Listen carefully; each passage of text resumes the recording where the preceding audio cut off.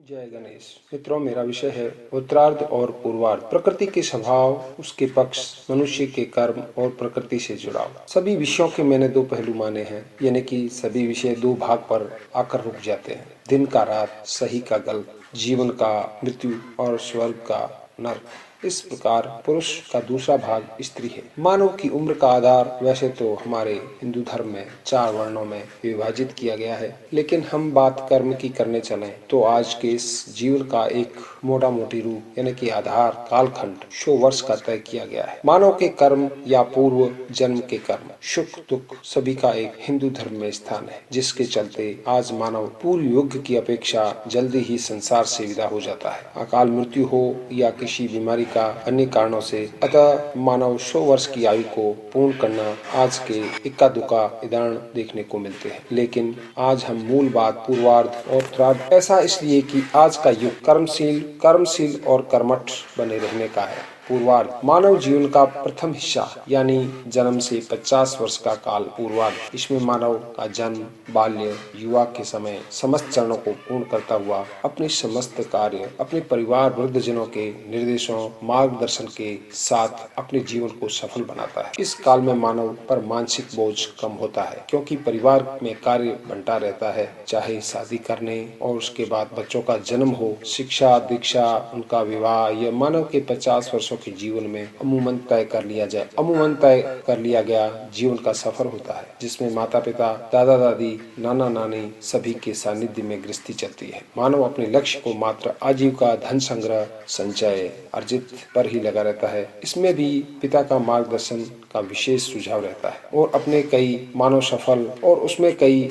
सफल और कई असफल तो कई अर्धसफल होने के अपने अपने दावे करते हैं। इस पूर्वार्ध में मानव का मस्तिष्क कई चिंताओं से मुक्त स्वयं की आर्थिक उन्नति पर मुख्यतः केंद्रित रहता है। लेकिन जीवन का दूसरा चरण 50 से 100 वर्ष की आयु का समय चिंताओं से भरा, अपने कई परिवारजनों के अभाव में अपनी बढ़ती जिम्मेदारियां से भरा महसूस करता है, जैसा मानव समझता है। लेकिन वास्तविकता में द्वितीय चरण उत्तरार्ध अपने बाल गोपाल यानी कि बच्चों, पोता पोती, दुहिते दुहितों के अलावा पास के अन्य वार्तालाप के सिवाय अमूमन किसी और का वार्ता या अन्य समय विषय पर प्राप्त नहीं होता है, जिसके चलते मानव की अपनी सोच अनुसार हमारी आवश्यकता नहीं है, हम वृद्ध हो चुके हैं, ऐसा महसूस कर वह अपने द्वितीय चरण में स्वयं को अर्थहीन, भावहीन मानव मानकर मोक्ष, ईश्वर में अधिक समय देकर आश्रित जीवन की यात्रा से मुक्ति पाने की तैयारी का मन बना लेता है। यह बात अमूमन सत्य है। दूसरा चरण उत्तरार्ध कैसा हो, मानव क्या करे और मानव की महत्ता बनी रहे, यह विचार करना भी मानव का जीवन हिस्सा है। हम प्रथम पक्ष की बात, मेरा जीवन मेरा कार्यकाल। उत्तरार्ध का प्रथम पक्ष, मेरा जीवन मेरा कार्यकाल, मेरा अनुभव, मेरा शरीर, वर्तमान में मैं और इन सब के अनुरूप नया जो मुझे व्यस्त रखे और मैं शरीर की क्षमता के अनुरूप जो कार्य हो सके उसको सुनिश्चित कर अपना लक्ष्य बनाना निर्धारित कर अपना जीवन कैसे निरंतर लेके चल सकता हूँ। दूसरा पक्ष उदाहरण स्वरूप मानव यानी मैं किस कार्य से जुड़ा था, क्या वह कार्य मेरे स्वभाव रुचि में संबंध रखता था? अगर रखता था तो वह प्रथम वरीयता उस कार्य के विषय से जुड़े अनुभव को प्रदान की जानी चाहिए या प्रदान की जा सकती है।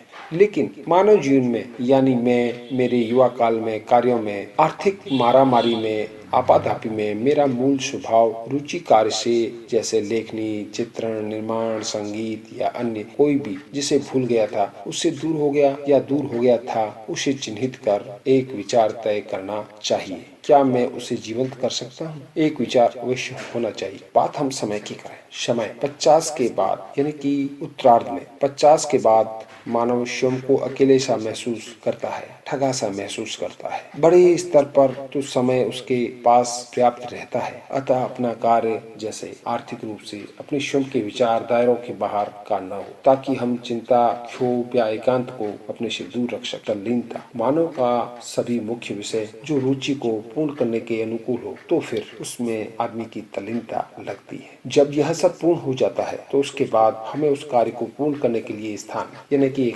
एकांत की आवश्यकता को विचार कर स्वयं के गृह निवास या धर्म संस्थान या फिर किसी उद्यान, वन, सरोवर, तट पर एक समय को साथ रखकर अपने लक्ष्य यानी रुचि को हम साध सकते हैं। अब बात साधने की आई या उस कार्य को पूर्ण करने की आई, तो उसके लिए हम कह सकते हैं साधना। 50 के दशक पश्चात पारिवारिक सामाजिक विषयों से चिंता मुक्त होने के लिए हिंदू धर्म की श्री कृष्ण की वह उद्बोधन व्याख्या को अपने मनचित में धारित कर मैं कौन, मेरा क्या, मैं किसके लिए, मैं क्या लाया था, मैं क्या ले जा रहा हूँ, यह सब उस परम को ध्यान में चित्त में अवतरित कर स्वयं को वर्तमान रुचि के निहित कर कार्य करने पर उसका उत्तरार्ध भी पूर्वार्ध की भांति अनुकरणीय एक मिसाल बन मानव जीवन यात्रा के सफर को, सफलता के मार्ग को प्रशस्त करता, अपने स्वयं को, कार्य को, समाज, विषय विशेषज्ञों को एक नई देन देने का कार्य बन सकता है। इस प्रकार मानव की योनि में जो कार्य, जो उसकी देन है, जनहितकारी या समाज को नई दिशा निर्देश दे सकती है। मैं मेरे परिवार का वृद्धजन न बनकर एक उदाहरण,